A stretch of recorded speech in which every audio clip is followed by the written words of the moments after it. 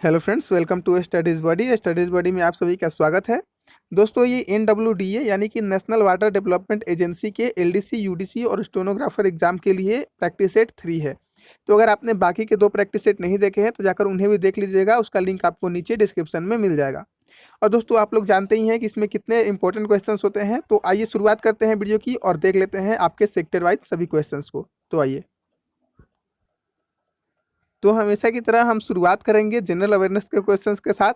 तो देख लेते हैं, पहला क्वेश्चन हमारा करंट अफेयर्स से कि मई 2021 में अफ्रीका में शांति और सुरक्षा पर संयुक्त राष्ट्र सुरक्षा परिषद को किसने संबोधित किया था? तो किसने किया था दोस्तों? तो ये किया था डॉक्टर एस जयशंकर ने। ठीक है, डॉक्टर एस जयशंकर ने संबोधित किया था। आगे बढ़ते हैं, दूसरा क्वेश्चन देख सकते हैं आप। दूसरा क्वेश्चन है कि निम्नलिखित में से कौन सा आर्बर डे फाउंडेशन और खाद्य और कृषि संगठन द्वारा tree city of the world के रूप में मान्यता प्राप्त करने वाला भारत का एकमात्र शहर बन गया है? तो वो शहर कौन सा है दोस्तों? तो वो शहर हमारा हैदराबाद है। तो हैदराबाद के लिए आपका करेक्ट आंसर हो जाएगा। ठीक है, नेक्स्ट नेक्स्ट क्वेश्चन तीसरा देख सकते हैं। तीसरा क्वेश्चन आपका कि निम्नलिखित में से कौन 2020 बुकर पुरस्कार का विजेता है? तो बुकर पुरस्कार जो 2020 में दिया गया था उसके विजेता कौन है? तो देखिए, उसके विजेता जो है डगलस स्टुअर्ट हैं। ठीक है, डगलस स्टुअर्ट को 2020 में बुकर प्राइज दिया गया था। ठीक है, आगे बढ़ते हैं, चौथा क्वेश्चन देख सकते हैं आप लोग। चौथा क्वेश्चन है कि किसने सर्वश्रेष्ठ अभिनेता पुरुष की श्रेणी में राष्ट्रीय फिल्म पुरस्कार 2021 प्राप्त किया? तो ये और कोई नहीं, हमारे बिहार के मनोज वाजपेयी जी को मिला है। ठीक है, ये बिहार के रहने वाले हैं, ये बात आप लोगों को जानकारी रखना चाहिए, आपके एग्जाम में पूछा जा सकता है। तो मनोज वाजपेयी को ये अवार्ड मिला है सर्वश्रेष्ठ अभिनेता पुरुष श्रेणी में। ठीक है, राष्ट्रीय फिल्म पुरस्कार 2021 के द्वारा। ठीक है, पांचवा क्वेश्चन देख सकते हैं कि निम्नलिखित में से कौन सा बजट भारत का पहला पेपरलेस बजट प्रस्तुति है?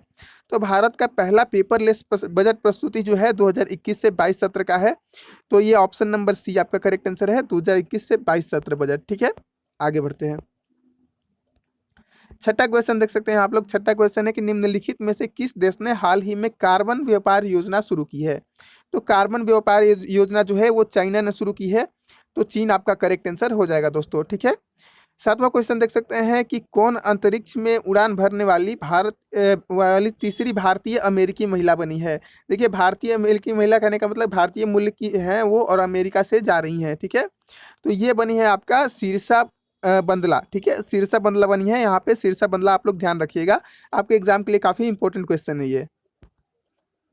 नेक्स्ट आठवां क्वेश्चन देख सकते हैं यहाँ पे। आठवां क्वेश्चन है आपका कि केंद्र सरकार के नए मंत्रिमंडल में राजकुमार सिंह को किस मंत्रालय का प्रभार दिया गया है? देखिए, जो नया 2021 में जुलाई 2021 में जो मंत्रिमंडल गठित किया गया है जुलाई में, उसमें जो है राजकुमार सिंह को कौन सा मंत्रालय दिया गया है ये आपसे पूछा जा रहा है।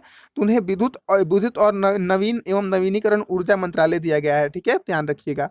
आगे बढ़ते हैं, आगे नवा क्वेश्चन देख सकते हैं। नवा क्वेश्चन है आपका कि निम्नलिखित में से किस अंतरिक्ष एजेंसी ने दुनिया का पहला लकड़ी का उपग्रह लॉन्च करने की योजना बनाई है? तो देखिए, ये लकड़ी का उपग्रह लॉन्च करने की योजना जो है यूरोपीय अंतरिक्ष एजेंसी ने बनाई है। ठीक है, यूरोपीय अंतरिक्ष एजेंसी के लिए आपका करेक्ट आंसर हो जाएगा। ठीक है, लकड़ी का उपग्रह यूरोपीय अंतरिक्ष एजेंसी, ध्यान रखिएगा। ठीक है, आगे बढ़ते हैं, 10वां क्वेश्चन देख सकते हैं। 10वां क्वेश्चन है कि जुलाई 2021 में इंग्लैंड पर जीत के बाद किस देश को यूरो कप 2020 चैंपियन का ताज पहनाया गया? तो देखिए, यूरो कप 2020 के जो विजेता हैं उनका नाम आपसे पूछा जा रहा है। तो ये इटली जो है यूरो कप 2020 का विजेता है। इटली की टीम ने यूरो कप 2020 जीता है, जो कि जुलाई 2021 में हुआ था। ठीक है, और ये रनर अप कौन रहे हैं? तो इंग्लैंड रहे हैं। ठीक है, ध्यान रखिएगा। आगे बढ़ते हैं, 11वां क्वेश्चन देख सकते हैं। 11वां क्वेश्चन है आपका कि BCCI ने जानकारी दी है कि T20 विश्व कप 2021 निम्नलिखित में से किस देश में आयोजित किया जाएगा? तो देखिए, T20 जो विश्व कप 2021 जो इसमें होने वाला है, जो कि 2020 में ही होने वाला था लेकिन नहीं हुआ, तो 2021 में होने वाला है, वो किस देश में होगा दोस्तों? तो ये होगा आपका संयुक्त अरब अमीरात में। ठीक है, UAE में होगा, संयुक्त अरब अमीरात, आप लोग ध्यान रखिएगा। और 12वां क्वेश्चन देख सकते हैं कि राष्ट्रीय युवा दिवस किसकी स्मृति में मनाया जाता है? तो राष्ट्रीय युवा दिवस जो है दोस्तों, आप सभी लोग जानते होंगे, स्वामी विवेकानंद की स्मृति में मनाया जाता है। स्वामी विवेकानंद यहाँ पे आपका करेक्ट आंसर हो जाएगा। ठीक है, आगे बढ़ते हैं, आगे यहाँ पर 13वां क्वेश्चन देख सकते हैं। 13वां क्वेश्चन है कि रोजर्स कप जो है निम्नलिखित में से किस खेल से संबंधित है। तो देखिए रोजर्स कप जो है वो संबंधित है आपका टेनिस से, ठीक है, टेनिस से रोजर्स कप संबंधित है, ध्यान रखिएगा। आगे बढ़ते हैं। आगे 14वां क्वेश्चन देख सकते हैं। 14वां क्वेश्चन है कि मराठा राजनीति का चाणक्य किसे कहा जाता है। तो देखिए मराठा राजनीति का जो चाणक्य है उन्हें हम नाना फडणवीस को कहते हैं, ठीक है, नाना फडणवीस को मराठा राजनीति का चाणक्य कहते हैं, ठीक है, ध्यान रखिएगा। 15वां क्वेश्चन देख सकते हैं कि यंग इंडिया पत्रिका निम्नलिखित में से किससे संबंधित है। तो यंग इंडिया जो यंग इंडिया पत्रिका है वो महात्मा गांधी जी ने लॉन्च की थी, तो ये महात्मा गांधी जी से संबंधित है। ऑप्शन नंबर बी आपका करेक्ट आंसर है, महात्मा गांधी जी, ठीक है। तो गाइस ये जनरल अवेयरनेस के क्वेश्चंस थे, टोटल 15 जो मैंने करा दिए। अब आगे बढ़ेंगे हम कंप्यूटर के क्वेश्चंस की ओर, ठीक है।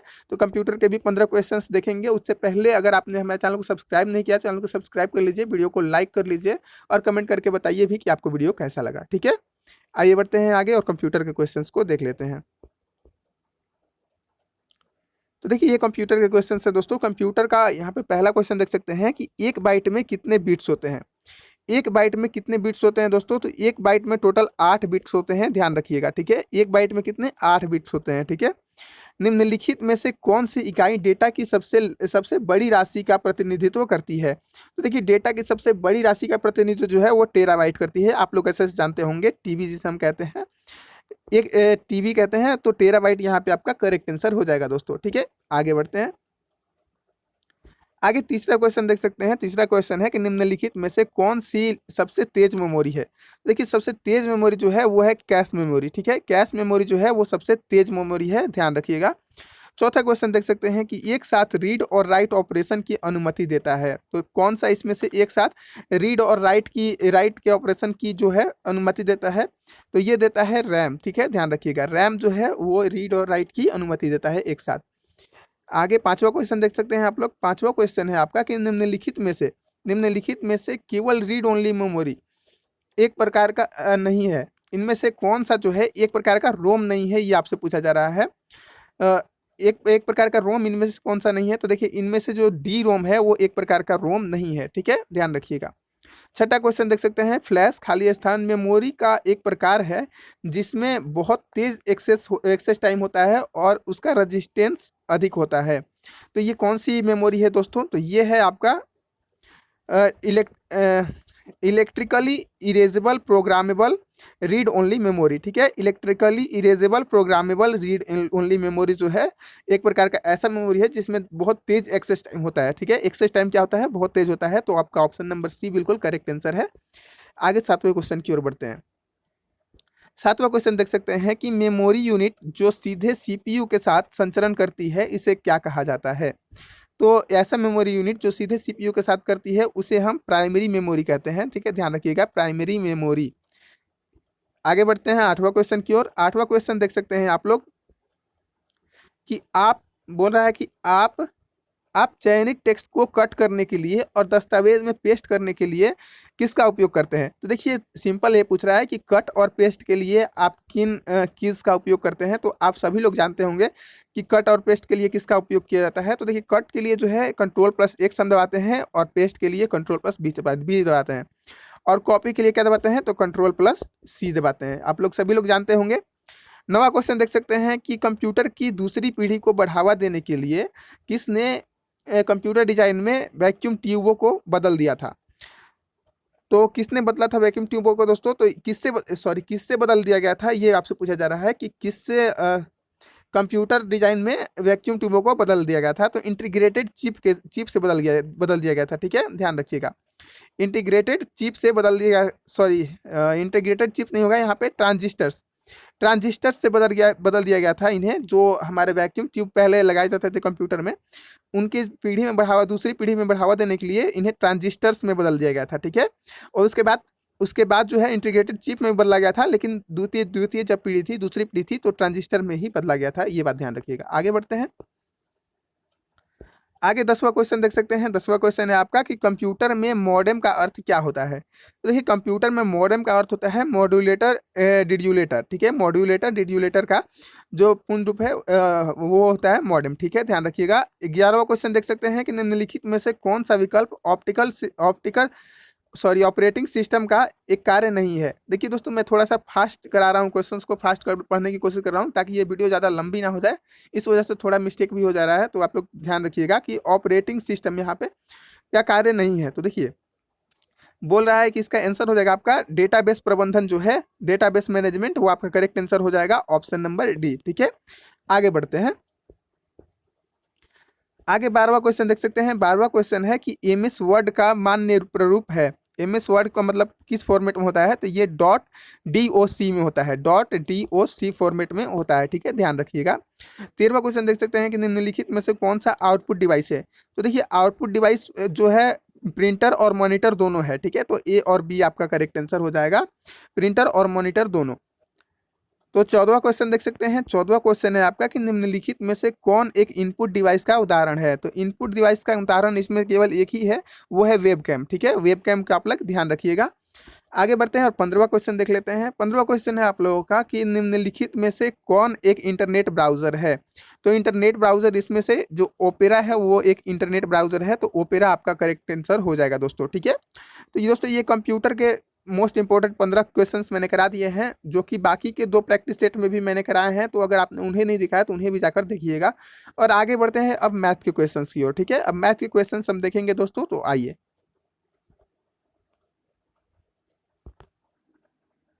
तो गाइस मैथ का पहला क्वेश्चन देख सकते हैं। यहाँ पे पहला क्वेश्चन है कि मनीष एक कार्य 21 दिनों में पूरा कर सकता है और करण उसी कार्य को 28 दिनों में पूरा कर सकता है।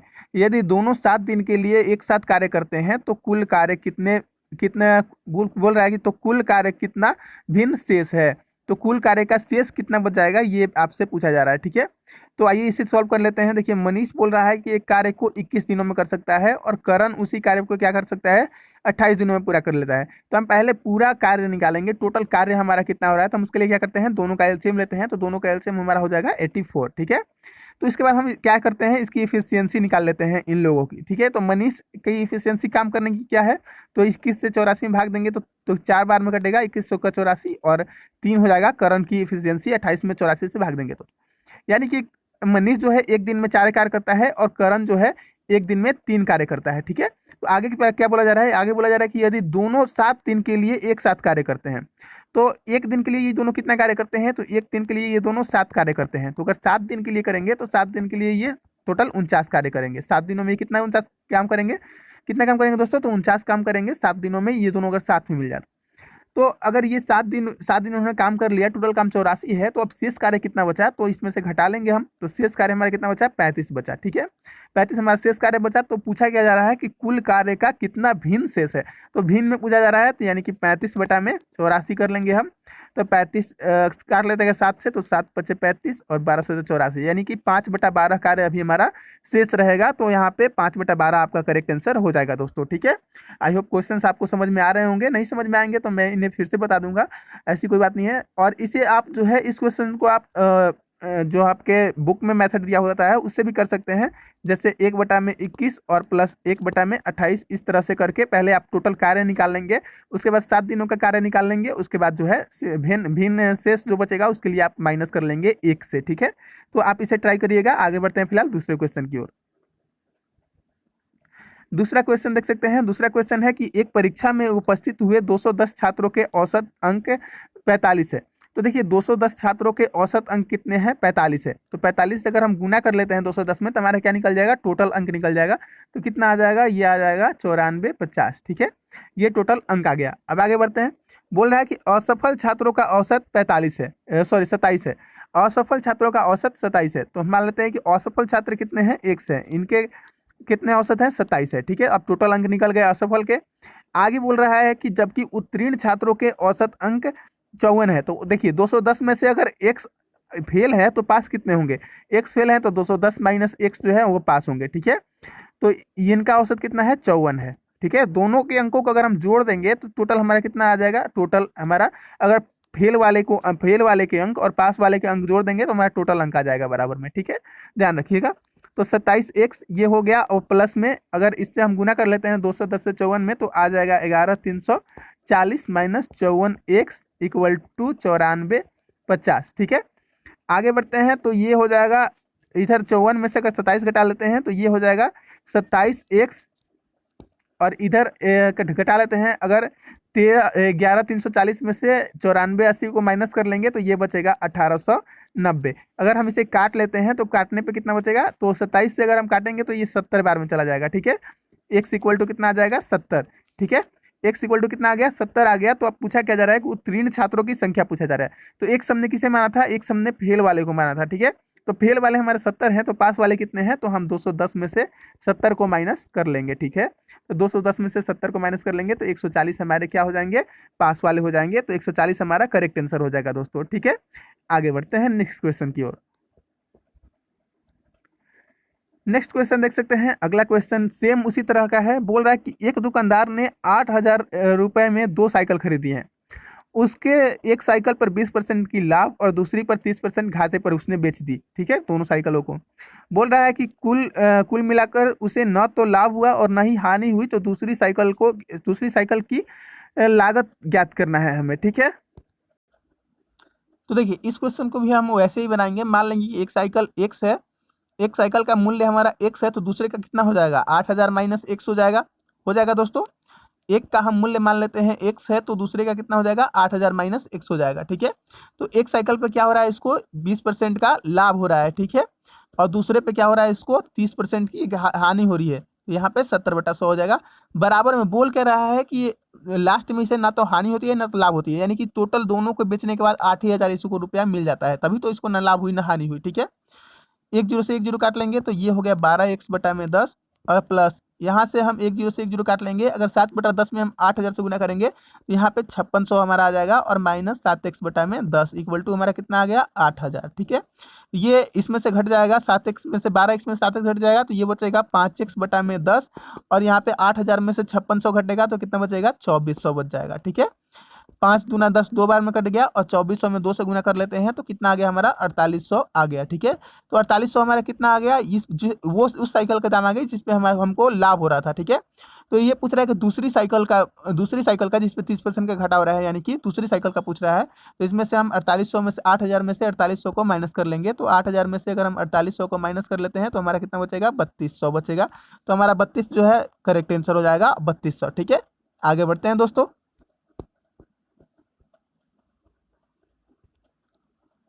नेक्स्ट क्वेश्चन देख सकते हैं कि 40 छात्रों की एक कक्षा में 30 छात्र टेनिस खेलते हैं और 20 छात्र क्रिकेट खेलते हैं। प्रत्येक छात्र इन दो खेलों में से कम एक खेल खेलना आवश्यक है।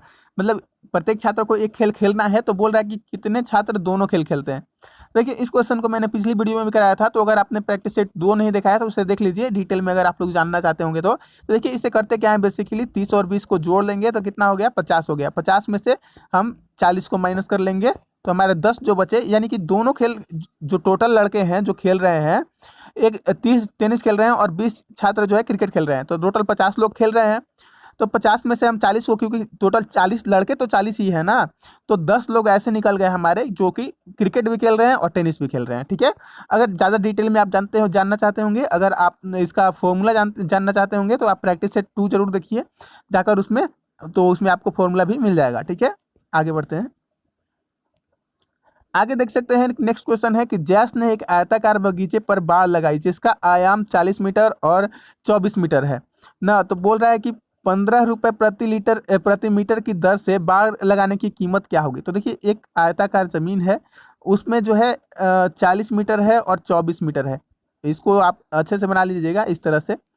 ठीक है, तो ये 40 मीटर है और ये 24 मीटर है। बोल रहा है कि इस पे बाड़ लगाने के लिए करना है। तो आयत देखिए, बाड़ लगाने का मतलब क्या कि ये चारों कोनों पर करेगा, चारों तरफ से साइड में करेगा, तो हमें इसका परिमाप निकालना होगा। तो क्या होता है, 2 × L + B होता है। तो उस हिसाब से अगर करेंगे तो L हमारा कितना है, 40 है और B कितना है, 24 है। तो ये 64 हो जाएगा, 64 दूना 128 आ गया हमारा टोटल इसका जो है परिमाप। ठीक है, तो अब क्या बोल रहा है कि 15 रुपये प्रति मीटर की दर से बाल लगाने के लिए। तो देखिए इसमें 15 से सिंपली गुणा कर लेंगे, 15 से गुणा करेंगे तो हमारा 1920 जो है करेक्ट आंसर निकल के आ जाएगा। ठीक है, इसमें आप लोगों को कोई दिक्कत हो रही ना होगा, क्योंकि आप लोग अच्छे से इसे बना लेंगे। काफ़ी इजी क्वेश्चन है। आगे बढ़ते हैं इस क्वेश्चन में।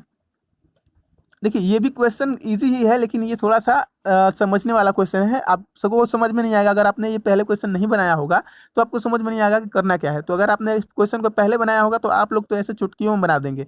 तो चलिए बढ़ते हैं आगे। बोल रहा है कि चार बल्ब कुछ समय के लिए क्रमशः 2, 3, 4 और 5 मिनट के चार अलग अलग अंतरालों पर जलते हैं। वे रात 8 बजे एक साथ चालू किए गए थे। अगली बार किस समय पर सभी बल्ब एक साथ जलेंगे? तो देखिए सिंपली इसमें कुछ करना नहीं होता है, जो भी अंक दिए होते हैं उनका एलसीएम निकाल लिया जाता है। तो इसका एलसीएम क्या हो जाएगा? इनका एलसीएम 60 हो जाएगा। यानी कि 60 मिनट में वो एक बार ऐसा होगा कि वो एक साथ जलेंगे। ठीक है, तो 8 बजे एक बार ये एक साथ जले थे, तो अब 60 मिनट के बाद 9 बज जाएंगे, तो ये 9 बजे एक साथ जलेंगे। ठीक है, 9 बजे आपका करेक्ट आंसर हो जाएगा दोस्तों। यहाँ पे देखिए ये भी काफी अच्छा क्वेश्चन है। बोल रहा है कि एक कार की गति बोल रहा है कि कार ए की गति कार बी की गति से दुगनी है। कार ए की गति जो है कार बी की गति से दुगनी है, तो 2:1 में हो गया। बोल रहे यदि कार ए 154 किलोमीटर की दूरी 2 घंटा 45 मिनट में तय करती है। ये जो है 154 किलोमीटर की दूरी जो है 2 घंटा 45 मिनट में, तो 2 घंटा 45 मिनट को हम कैसे लिख सकते हैं? इस तरह से लिख सकते हैं दोस्तों। तो 15 × 45, 15 चौका 60। ठीक है, तो ये 4 दूना 8, 3 8 3 11 हो गया। तो 154 बटा में 11, और ये 4 जो है तीसरा बटा ये चला जाएगा ऊपर। ठीक है, तो 11 से अगर काट लेंगे तो ये 14 बार में कट जाएगा, तो 14 चौका 56। तो ए की कितनी आ गई स्पीड? देखिए ए की स्पीड आ गई 56। ठीक है, 56, तो ये ए का स्पीड यानी कि अनुपात 2 बराबर आ गया 56, तो अनुपात 1 बराबर क्या होगा? 28 होगा। ठीक है, ठीक है, ध्यान रखिएगा, आपका 28 जो है करेक्ट आंसर हो गया दोस्तों। आगे बढ़ते हैं। नेक्स्ट क्वेश्चन देख सकते हैं। नेक्स्ट क्वेश्चन है कि 4p = 5q। ठीक है, उसी तरह से दिया हुआ है कि 5q = 4p 3r, तो 5q = 3r। इस तरह से हम लिख लेंगे क्वेश्चन को। तो देखिए यहाँ पे p बटा में q = कितना हो जाएगा? 5 बटा में 4 हो जाएगा, और यहाँ पे q बटा में r = क्या होता है? देखिए सामने वाला जो है वही इनके अपोजिट हो जाता है। ठीक है, इनके इक्वल हो जाता है, तो q = 3 हो जाएगा, और r = कितना हो जाएगा? 5 हो जाएगा। ठीक है, तो अब देखिए q यहाँ पे 4 है, q यहाँ पे 3 है, तो इन्हें जो है हमें बराबर करना होगा, तो इनमें 3 से गुना कर लेंगे, इनमें 4 से गुना कर लेंगे, तो ये कितना आ जाएगा? 5 × 3 = 15 हो जाएगा। इसमें गुना कर लेंगे तो 5 4 × 3 = 12, और ये 3 चौका 12 और 5 चौका 20, यानी कि 15:12:20 जो है आपका करेक्ट आंसर है। 15:12:20 जो है आपका करेक्ट आंसर है दोस्तों। आगे बढ़ते हैं नेक्स्ट क्वेश्चन की ओर। नेक्स्ट क्वेश्चन देख सकते हैं, ये भी काफ़ी अच्छा क्वेश्चन है। मैंने कल भी ये क्वेश्चन कराया था, तो अगर आपने नहीं देखा है वीडियो को तो जाकर देखिए जरूर। देखिए बोल रहा है कि दो संख्याओं का अनुपात 12:5 है, यानी कि 12:5 है। ठीक है, बोल रहा है कि प्रत्येक में 20 की वृद्धि की जाती है। प्रत्येक में 20 की वृद्धि की जाती है, हम इनमें x मान लेते हैं, ये अनुपात में है क्योंकि इसलिए, और इसमें 20 की वृद्धि की जा रही है। ठीक है, तो ये 24:12 हो जा रहे हैं। तो अगर हम काट लेंगे तो 12 दूना 24 और 12 एकम 12, यानी कि 2:1 हो जा रहे हैं। तो ये कितना हो जाएगा? क्रॉस मल्टीप्लिकेशन करने के बाद ये हो जाएगा 12x + 20 = 10x + 40। ठीक है, ये इधर आएगा तो 2x हो जाएगा, ये इधर जाएगा तो घट के 20 हो जाएगा। x = हमारा 10 आ जाएगा। ठीक है, x = 10 आ गया तो हम गुना कर लेंगे, 120 हो जाएगा ये, और ये हो जाएगा 5×10 = 50। तो 120 और 50 कितना हो जाएगा? 170 जो है आपका करेक्ट आंसर हो जाएगा दोस्तों। 170 जो है आपका करेक्ट आंसर है। आगे बढ़ते हैं। देखिए ये काफ़ी इंपॉर्टेंट क्वेश्चन है, अगर आप इस तरह के क्वेश्चंस कर लेते हैं तो आपको एग्जाम में जो है काफ़ी मदद मिलेगा।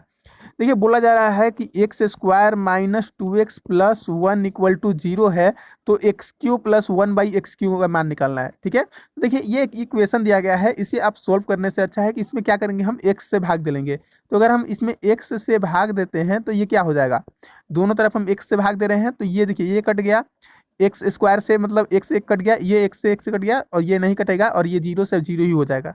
तो x और यहाँ पे +1/x = कितना हो गया? यहाँ पे माइनस में 2 बचा है, 0 को उधर जाएगा तो ये प्लस में 2 हो जाएगा। ठीक है, तो अब करना क्या है हमें कि x³ + 1/x³ निकालना है। तो देखिए x³ + 1/x³ को निकालना है, तो सिंपल आप दोनों तरफ q कर लीजिए। अगर आपको इतना नहीं करना है तो आपके इसके लिए फॉर्मूला होता है, जो होता है वो होता है कि PQ - 3p। ठीक है, PQ - 3p जो है इसका फॉर्मूला होता है, तो PQ यानी 2 का Q 8 हो गया, और 3 दूना 6, तो 8 में से 6 गया तो 2 इसका जो है करेक्ट आंसर हो जाएगा दोस्तों। ऑप्शन नंबर ए इसका 2 करेक्ट आंसर हो जाएगा, 2। ठीक है, आगे बढ़ते हैं अब।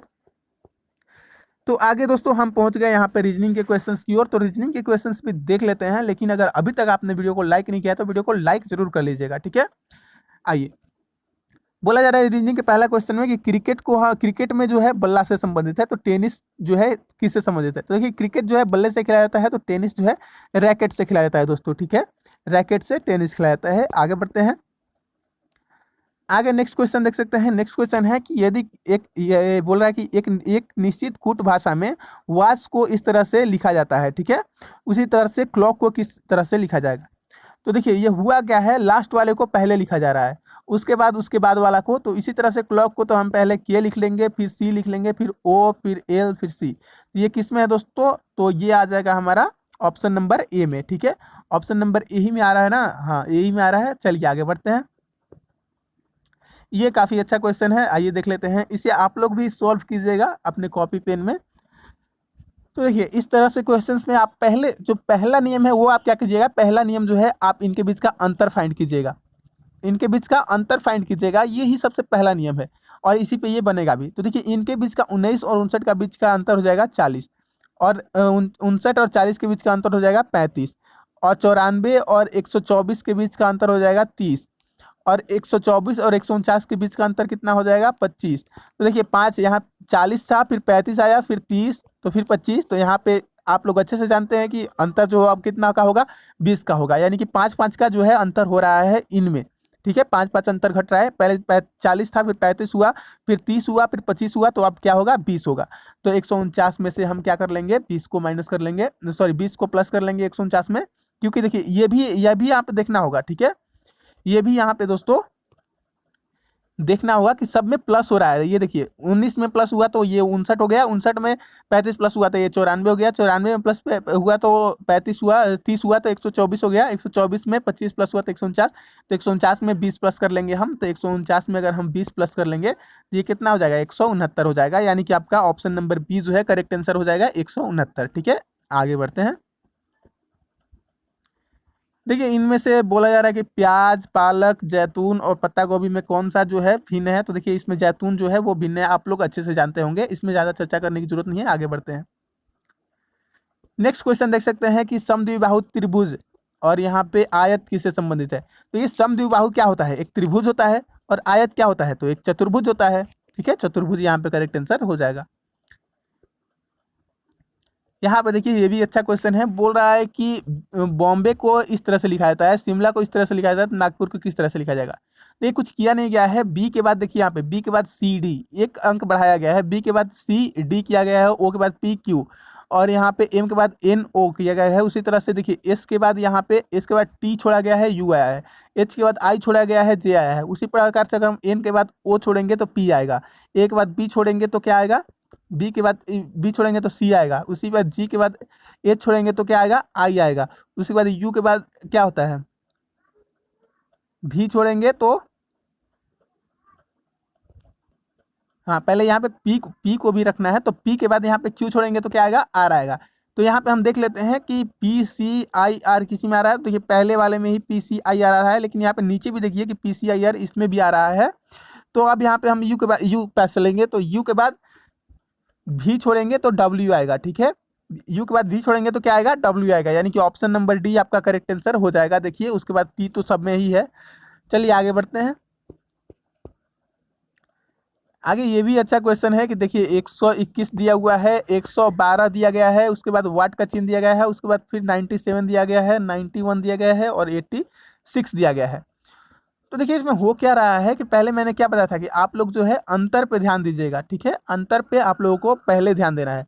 तो देखिए इसमें जो है 86 से 5 प्लस होके हो गया 91, 91 से 6 प्लस होके हो गया 97, तो 97 से 7 अगर हम प्लस करेंगे तो कितना हो जाएगा, ये 104 हो जाएगा, और 104 में 8 प्लस करेंगे तो 112, और 112 में 9 प्लस करेंगे तो 121, यानी कि 104 जो है हमारा करेक्ट आंसर हो जाएगा दोस्तों। 104 जो है हमारा करेक्ट आंसर है। आगे बढ़ते हैं, आगे देखिए ये भी अच्छा क्वेश्चन है, बोल रहा है कि 9 जो है 20 से संबंधित है, तो 14 किससे संबंधित है? देखिए 9 में 2 से गुना करके और 2 जोड़ा गया है, ठीक है, तो उसी तरह से 9 में 2 से गुना करके 2 जोड़ा गया है तो 20 आ गया है। उसी तरह से 14 में 2 से गुना करके अगर हम 2 जोड़ लेंगे तो 14 दूना 28 और 2 कितना हो जाएगा, 30 हमारा करेक्ट आंसर हो जाएगा दोस्तों, ठीक है। आगे बढ़ते हैं, आगे देख सकते हैं, इसमें बोला जा रहा है आपसे कि इस अल्फाबेट में किसका, इनमें से इस अल्फाबेट का प्रयोग करके कौन सा इसमें से बनाया जा सकता है। देखिए HEAR दिया हुआ है, तो देखिए इसमें से आर किसी में नहीं है, इस अल्फाबेट में आर नहीं है, इसलिए ये नहीं होगा। लास्ट, देखिए लास्ट के लिए इसमें एस है, इसमें LAS है, तो इसमें एस भी नहीं है, इसलिए ये भी नहीं होगा। यहाँ पे बीट अगर हम देखते हैं तो इस पे बी भी है, ई भी है, ए भी है और टी भी है, यानी कि बीट जो है आपका करेक्ट आंसर हो जाएगा दोस्तों। ठीक है, उसी तरह से आप सारा चेक कर सकते हैं, लेकिन स्पीड में चेक करना होगा आपको। आपको एग्जाम में जो है रीजनिंग में ज़्यादा टाइम देना ही नहीं है। आपका प्लस पॉइंट क्या होता है दोस्तों, एग्जाम में आपका प्लस पॉइंट जो होता है वो रीजनिंग ही होता है। रीजनिंग को आपको मत समझिए, आपका प्लस पॉइंट जो होता है वो रीजनिंग होता है। आपको रीजनिंग में 20 क्वेश्चन आएंगे, तो आपको 20 में 20 सही करने होंगे, और 20 में 20 तो आप सही कर लीजिएगा, लेकिन आप 20 में 20 कितनी देर में सही करिएगा, तो आप 10 मिनट में आपको 20 क्वेश्चन करने होंगे। ठीक है, 10 मिनट में आपको 20 क्वेश्चन अगर आप कर लेते हैं तो आप जो है अच्छे आपके रीजनिंग में कहलाएंगे। ठीक है, चलिए नेक्स्ट बढ़ते हैं। देखिए बोल रहा है कि ब्यूल्ड को ऐसे लिखा जाता है, ट्राइब को ऐसे लिखा जाता है, तो ब्यूल्ड को कैसे लिखा जाएगा। देखिए बी को 5 से, यू को हैज से, और आई को 3 से, और एल को 2 से, और टी को 8 से सूचित किया गया है। उसी तरह से इसमें भी देख सकते हैं आप। तो रूल देखिए, आर को किससे सूचित किया गया है दोस्तों, तो आर को देख सकते हैं आपकी 9 से सूचित किया गया है। ठीक है, यू को किससे सूचित किया गया है, तो यू को आप देख सकते हैं कि हैज से सूचित किया गया है। ठीक है, उसके बाद एल को देख सकते हैं किससे सूचित किया गया है, तो एल यहीं पे है, तो एल को 2 से सूचित किया गया है, एल को 2 से सूचित किया गया है। और उसके बाद ई को किससे, तो ई को एक्सक्लेमेशन के द्वारा सूचित किया गया है, एक्सक्लेमेशन के दिन से। तो यहाँ पे ऑप्शन नंबर सी में देख सकते हैं कि सेम टू सेम है, तो ऑप्शन नंबर सी जो है आपका करेक्ट आंसर हो जाएगा दोस्तों। ठीक है, तो गाइस ये टॉप 50 क्वेश्चंस थे आज के जो मैंने करा दिए। इसी तरह के प्रैक्टिस सेट आपको रोजाना मिलेगी जब तक आपका एग्जाम खत्म नहीं हो जाता। तो गाइस आप लोग जो है हमारे चैनल के साथ जुड़ जाए, हमारे चैनल सब्सक्राइब कर लें, और वीडियो को शेयर लगातार करते रहें, क्योंकि आप अगर दोस्तों के साथ वीडियो को शेयर नहीं कीजिएगा तो वो आपके दोस्त भी इस चीज़ को मिस कर देंगे। ठीक है, तो आप जो है अच्छे से शेयर करते रहिए। मिलते हैं हम नेक्स्ट वीडियो में, तब तक के लिए थैंक यू, धन्यवाद।